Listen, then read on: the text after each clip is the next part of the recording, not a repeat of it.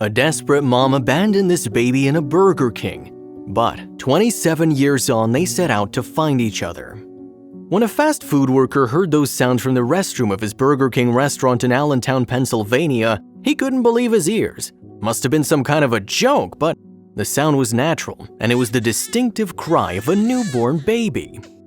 He immediately rushed to the bathroom and found a tiny baby just 3 hours old, wrapped in a sweater and all alone in the entire world. The man called emergency services, who immediately rushed to the restaurant to find the baby alive and healthy. She was taken into care and everybody hoped to find her mother. In fact, one child services officer said, "Right now, we're the only thing this kid's got in terms of a family." The stunned worker who'd found the baby took TV crews into the restroom to show them how it all happened. He recalled, "I heard a kid was crying in the bathroom, so I went in. You don't expect nothing like that. I don't know what to say." Meanwhile, a pair of paramedics who took the baby into hospital were also bemused by her. One of them said, "She's a beautiful baby, she really is."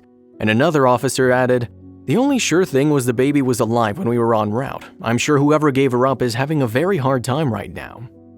This story dates back to September 15, 1986. The found baby was named the Burger King baby. Cops did everything they could to find her mother. They interviewed locals, checked the surroundings for fingerprints, and searched the local area to no avail. There was no trace of the woman who gave birth to this little angel. In a while, the hopes of finding the birth parents faded, and the baby was adopted by a local couple, Brenda and Carl Hollis. They were delighted to have her and brought her up as their own daughter. The new parents knew that Catherine, as she was named, would need to know her biological mom one day. They were prepared for that and determined not to stand in the way. So when the girl turned 12, they finally broke the news to her. They showed Catherine a scrapbook of pictures and newspaper articles that they'd gathered from the time. It was the detailed story of the girl's discovery. From that point, Brenda and Carl knew their baby would like to find her mother. As she later explained on the Today Show, "Always, you just wonder where you come from. I have a wonderful family. That's what I've said from day one. I would never want to replace them. But being adopted, it's just part of you is missing, and unless you're adopted, you really just don't understand that." Meanwhile, the little girl grew into a woman who started a career in medicine as a technician, married, and had 3 kids herself. All her life, the sincere desire to find her real mom didn't leave Catherine. So finally, in 2014, at the age of 27, she tried to give it a shot. Actually, she asked for a helping hand in the world's greatest detectives in Sherlock Holmes, social media. Having a picture of herself and her history written on 2 sheets of paper, she wrote a post on her Facebook page. The woman began the message, "Looking for my birth mother," and ended it, "Maybe she'll see this, thank you." The power of social media is great. The post was shared 30,000 times all around the world, and mom eventually found her daughter. In fact, it took Kathy Pochek only 2 weeks to get in touch with Catherine, the baby girl she left in despair 27 years ago. And when you find out the real reason why she did so, you'll probably understand her. You see, Kathy was only 16 when she was raped while traveling in another country with her family.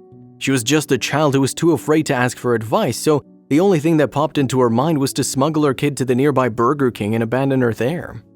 In her late 20s, Catherine was mature enough not to condemn her mother for her teenage actions. She shared her thoughts on the Today Show. "She left me somewhere she knew I'd be found. She didn't want to throw me away." Finally, in a moving reunion on the Today Show, Catherine saw the mom she never knew, and she instantly turned from the baby with no family into a woman with 2 families at once. In a TV studio, with her adoptive mom Brenda on one side and biological mom Kathy in the middle, she felt in 7th heaven. What's more, there were amazing coincidences that somehow hid the pair from each other. For example, She actually was the babysitter of my husband. They lived in the same town, so she knew my husband before. We didn't even know this. It meant she'd known her son-in-law for longer than her daughter had. The pair also had similar names. My full name is Catherine Ann. And your full name is? Catherine Ann. And Brenda, you named Catherine. Yes. Just a sheer coincidence. Yes. Okay, one more thing. Did you drive the same car? We currently now, same car, same color. While also working as emergency medical technicians. You may wonder what had happened to Catherine's life after the big reunion. It was very exciting, just lots of emotions, and actually it was kind of awkward. Everyone's like, I'm like, all right, just give me the hug. That's just what I wanted, let's start with that. And it really broke the ice. The rest is history. It looked like I was looking in a mirror. The mother and daughter exchanged their stories for 4 hours during that meeting, and Catherine said, "We're definitely going to have a relationship." Her real mom added, "I'm really glad you came looking for me." They continue to keep in touch ever since.